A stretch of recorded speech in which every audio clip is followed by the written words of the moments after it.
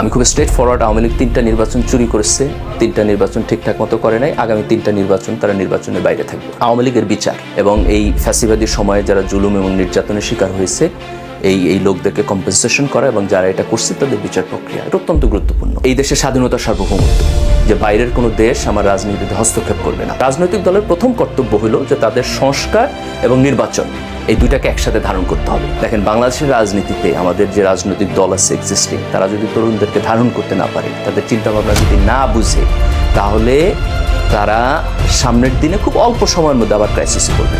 এটা বাংলাদেশের একটা জেনারেশনাল কনফ্লিক্ট। আমি খুব স্ট্রেট ফরওয়ার্ড। আওয়ামী লীগ 3টা নির্বাচন চুরি করেছে, 3টা নির্বাচন ঠিকঠাক মতো করে নাই। আগামী 3টা নির্বাচন তারা নির্বাচনের বাইরে থাকবে এবং ইন দ্য মিন টাইম আমরা আওয়ামী লীগের বিচার প্রক্রিয়া শেষ করব।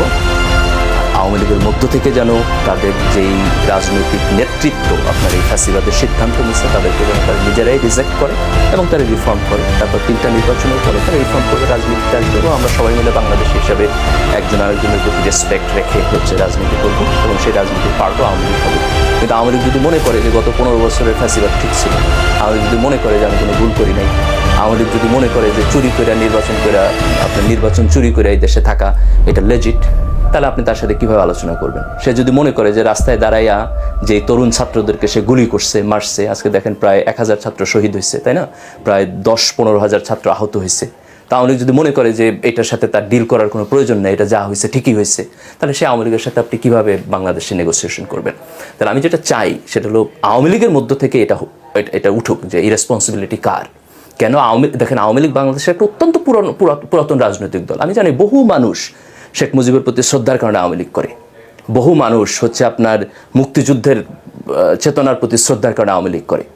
কিন্তু আপনি একটা 15 বছরের বাচ্চাকে রাস্তায় গুলি করে মারতেছেন, এটা কিভাবে আপনার মুক্তিযুদ্ধের চেতনা হয়? আপনি 10,000 কোটি টাকা চুরি করতেছেন, এটা কিভাবে মুক্তিযুদ্ধের চেতনা হয়? আপনার লয়্যালটির তো একটা সীমা থাকতে হবে, তাই না?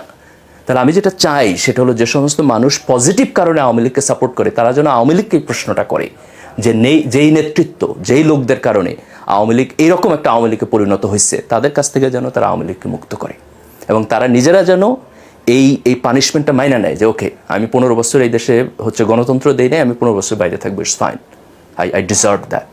আমি আওয়ামী লীগের মধ্যে এই আন্ডারস্ট্যান্ডিংটা আসা উচিত এবং এই প্রক্রিয়ার মধ্য দিয়ে যদি যায়, আওয়ামী লীগ আবার রাজনীতিতে আসবে, তারা আমাদের দেশের মানুষ, আমরা তাদের সাথে একসাথে থাকবো। I don't have any problem with that. আমি মনে করি রাজনৈতিক দলগুলোর অত্যন্ত দায়িত্বশীল ভূমিকা পালন করা দরকার। Then at the end of the day political process তো পলিটিক্যাল পার্টিগুলোই করবে, তাই না? জনসাধারণ সেখানে অংশগ্রহণ করবে। তো পলিটিক্যাল পার্টিগুলোর কয়েকটা জিনিস এখন উপলব্ধি করতে হবে। তাদেরকে প্রথম উপলব্ধি করতে হবে যে এই দেশে অগণতান্ত্রিক পন্থায় লম্বা সময় ক্ষমতায় থাকা এটা সম্ভব না।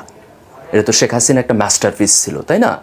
যে সে যেভাবে ভারতের সাথে নেগোসিয়েশন করে এখানে ক্ষমতায় থাকছে, এর চাইতে তো ভালোভাবে এটাকেও ট্রাই করতে পারে নাই আগে, অথবা পারবেও না আমার মনে হয়। তো সে শেখ হাসিনাই তো টিকে নেই, তাহলে আর কোনো রাজনৈতিক দল এখানে টিকবে না। তাহলে আপনি যদি ধরে নেন যে আপনি এখানে চুরি করে ক্ষমতায় থাকতে পারবেন না, জোর করে ক্ষমতায় থাকতে পারবেন না, দ্য ওনলি ওয়ে হইল আপনাকে একটা ফেয়ার এবং ভালো গণতান্ত্রিক সিস্টেমের মধ্যে দিয়ে যাইতে হবে। তো রাজনৈতিক দলগুলোর প্রথম কর্তব্য হলো যে তাকে গণতন্ত্রের প্রতি কমিটমেন্ট শো করতে হবে। That's number 1। নাম্বার 2 হলো যে আমাদের একটা মিনিমাম সংস্কার করতে হবে নির্বাচনের আগে। আমি কোথাও দেখেছি যে কোনো রাজনৈতিক দলের অ্যাটিটিউড হলো এরকম যে ঠিক আছে, সংস্কার হলো গভর্নমেন্টের এজেন্ডা, নির্বাচন হলো আমার এজেন্ডা। এটা হওয়া উচিত না। সংস্কার এবং নির্বাচন দুইটাই গভর্নমেন্টের এজেন্ডা হওয়া উচিত, দুইটাই রাজনৈতিক দলের এজেন্ডা হওয়া উচিত। তার কারণ হলো দুইটা দেশের এজেন্ডা। দেশের মানুষের নির্বাচনও দরকার, সংস্কারও দরকার। আমরা এটা চাই না যে একটা অনির্বাচিত সরকার একটা আনলিমিটেড টাইম পর্যন্ত ক্ষমতায় থাকবে, আমরা এটা চাই না। আবার এট দ্য সেম টাইম আমরা এটাও চাই না যে আমার সংবিধানের মধ্যে যে সমস্যা আছে, আমার নির্বাচন প্রক্রিয়ার মধ্যে যে সমস্যা আছে, আপনি সেটারও সমাধান না করে জাস্ট নির্বাচন হলেই গণতন্ত্র হবে। এই দুইটা একটাও ঠিক না, দুইটাই মার্জিনাল। মধ্যবর্তী পন্থা কি? মধ্যবর্তী পন্থা হলো যে আমি কিছু সংস্কার ধরে করব, যেমন ধরেন নির্বাচন কমিশন, এটা যদি সংস্কার না হয় তাহলে তো আপনি ইলেকশনে যেতে পারবেন না, তাই না? আপনার পুলিশ ডিপার্টমেন্ট, এটা যদি সংস্কার না হয় তাহলে তো আপনি আইন শৃঙ্খলা পরিস্থিতি ঠিকমতো করতে পারবেন না। আপনার জুডিশিয়ারি, এটা যদি সংস্কার না হয় তাহলে মানুষের মৌলিক অধিকারই থাকবে না। আপনার হাসিনা সরকারের সময় যেভাবে আপনার উচ্চ আদালত ছিল, সেরকম উচ্চ আদালত যদি দেশে থাকে, তো আপনি এই উচ্চ আদালত দিয়ে কী করবেন? এদের সাথে কিছুই কাজ করবে না, তাই না? আপনি সরকারকে দেখছেন যে একটা ডিজিটাল সিকিউরিটি অ্যাক্টের মিথ্যা মামলা দিয়ে নিছে, আপনার হাইকোর্ট জামিন দিচ্ছে না, আপনার জাজদের ব্যাকবোন নাই। তো এটা তো আমরা হাসিনার সময় আমরা এটা দেখছি। তো এখন এই সিস্টেমের পরিবর্তন দরকার। তো আমাদের যেটা করতে হবে যে এই পরিবর্তনটাকে আগায় নিতে হবে এবং তারপর হচ্ছে আমাদের নির্বাচনে যাইতে হবে। তো রাজনৈতিক দলের প্রথম কর্তব্য হলো যে তাদের সংস্কার এবং নির্বাচন এই দুইটাকে একসাথে ধারণ করতে হবে দেশের স্বার্থে। এখানে কনফ্লিক্ট তৈরি করা যাবে না, এখানে জাতীয় ঐক্যের একটা জায়গা থাকতে হবে। That's point number 1। Point number 2 হলো আওয়ামী লীগের বিচার এবং এই ফ্যাসিবাদী সময়ে যারা জুলুম এবং নির্যাতনের শিকার হয়েছে এই লোকদেরকে কম্পেনসেশন করা এবং যারা এটা করছে তাদের বিচার প্রক্রিয়া, এটা অত্যন্ত গুরুত্বপূর্ণ। আমরা যদি এই বিচারকে অতিক্রম করে না যাই তাহলে কিন্তু আমরা ন্যায় বিচারের প্রশ্ন, ইনসাফের প্রশ্ন এই দেশে করতে পারবো না। সো দ্যাটস রাজনৈতিক দলের দ্বিতীয় প্রধান কর্তব্য, যে এখানে তার স্পেসিফিক কমিটমেন্ট লাগবে। এই দেশের স্বাধীনতা, সার্বভৌমত্ব, যে বাইরের কোনো দেশ আমার রাজনীতিতে হস্তক্ষেপ করবে না, এই জায়গায় আমার কমিটমেন্ট লাগবে। রাজনৈতিক দলের খুব স্পষ্ট কমিটমেন্ট লাগবে, আমরা এখানে কোনো অ্যাম্বিগুইটি দেখতে চাই না। এবং তরুণ প্রজন্মকে আপনি কীভাবে ডিল করবেন, দেখেন আমাদের একটা বিশাল ইয়াং জেনারেশন আছে। এই ইয়াং জেনারেশনের চিন্তাভাবনা এটা কিন্তু আমাদের ওল্ড জেনারেশনের চাইতে ডিফারেন্ট। এই চিন্তাভাবনাকে আপনি কিভাবে অ্যাডপ্ট করবেন, কিভাবে চিন্তাভাবনাকে রেসপেক্ট করবেন।